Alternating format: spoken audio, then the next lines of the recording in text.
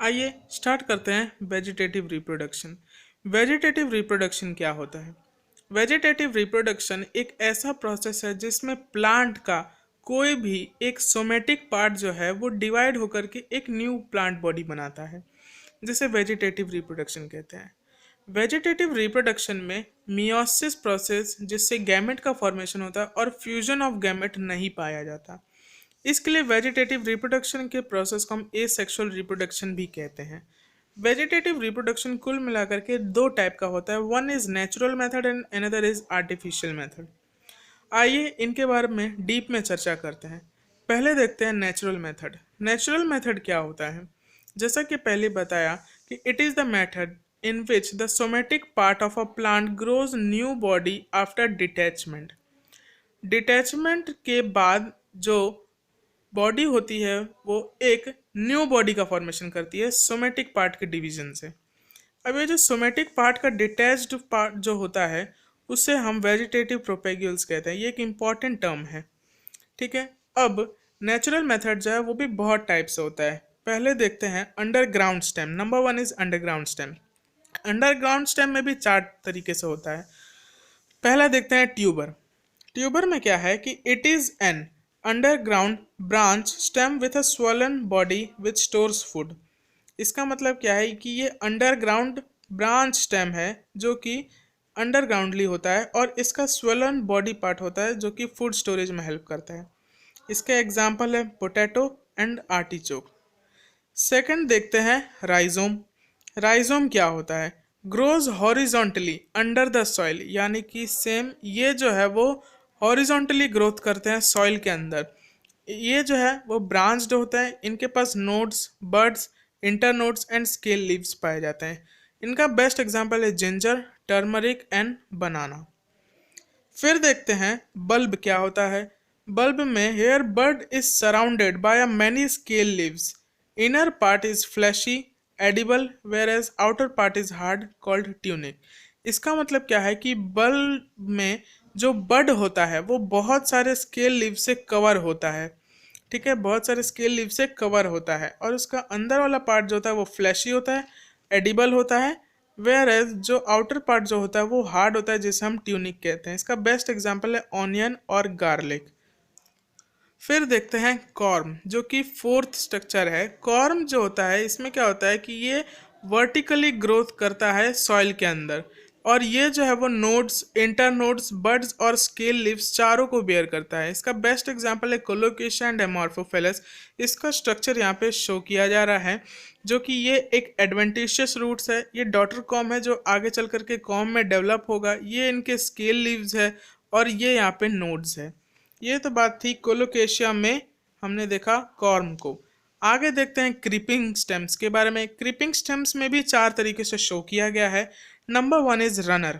अब ये क्या होता है?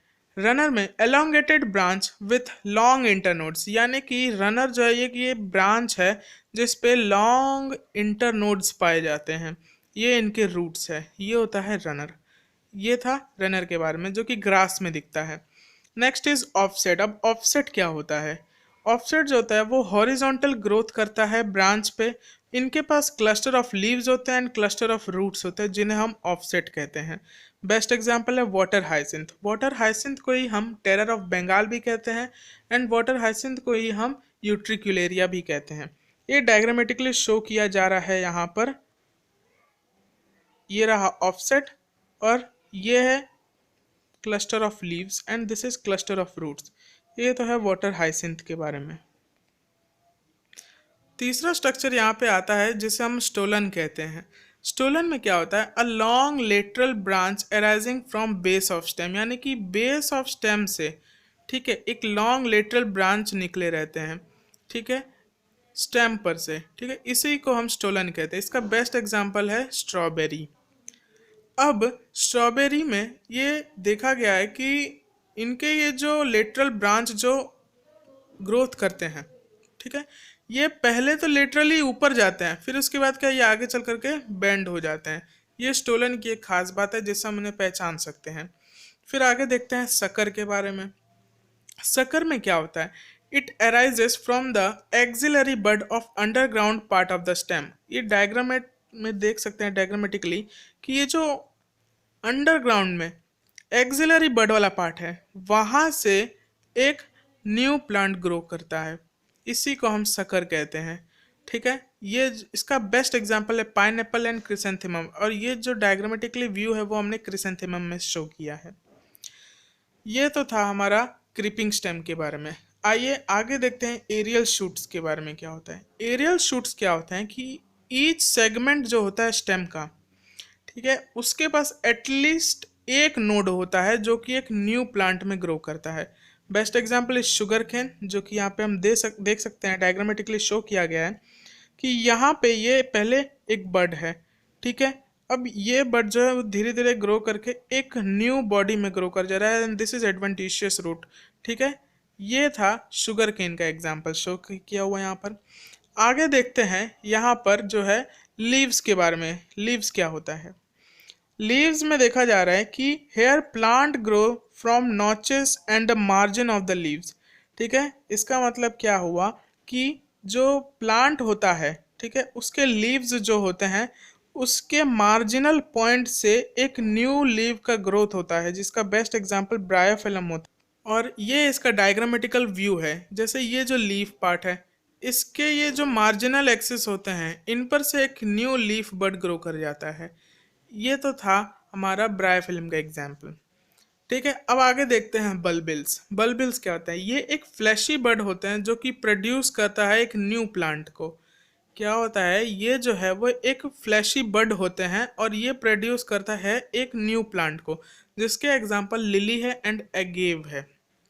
फिर आता है टूरियंस। टूरियंस क्या होते हैं?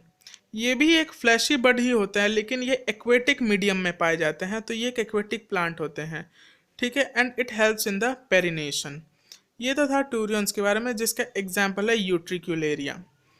ये तो था हमारा नेचुरल मेथड, ठीक है, जो कि वेजिटेटिव रिप्रोडक्शन में होता है। आगे बात करते हैं आर्टिफिशियल मेथड में। यहाँ पर आर्टिफिशियल मेथड क्या होता है? ये जो है वो एक मैन मेड मेथड्स हैं, ठीक है, जो कि 3 स्टेज को कैरी करते हैं। Number 1 is cutting, layering and grafting. आइए इनके बारे में देखते हैं ये क्या होते हैं। कटिंग प्रोसेस पहले देखते हैं। कटिंग प्रोसेस जो है वो एक ऐसा प्रोसेस है जिसमें small piece of plant stem, root और लीफ इज यूज्ड, यानी कि प्लांट के स्टेम को, लीफ को, रूट को क्या करते हैं? कट करते हैं। ठीक है, इनको कट किया जाता है और उनको लिया जाता है। तो ये तो था कटिंग प्रोसेस में। और लेयरिंग प्रोसेस क्या होता है? Roots are artificially induced on stem branches, यानी कि यहाँ पे रूट को इंड्यूस किया जाता है स्टेम ब्रांचेस पे आर्टिफिशियली। फिर आता थर्ड स्टेज, जिसे ग्राफ्टिंग कहते हैं। ग्राफ्टिंग में क्या होता है कि कटिंग और लेयरिंग प्रोसेस से जो स्टेम और रूट वाला पार्ट है, उन दोनों प्लांट को, दोनों अलग अलग प्लांट को क्या किया जाता है? जॉइन किया जाता है और उनको टाइड कर देते हैं, यानी कि उन्हें बांध देते हैं। इसके एग्जाम्पल है रोज, मैंगो, इन सब में देखने को मिलता है।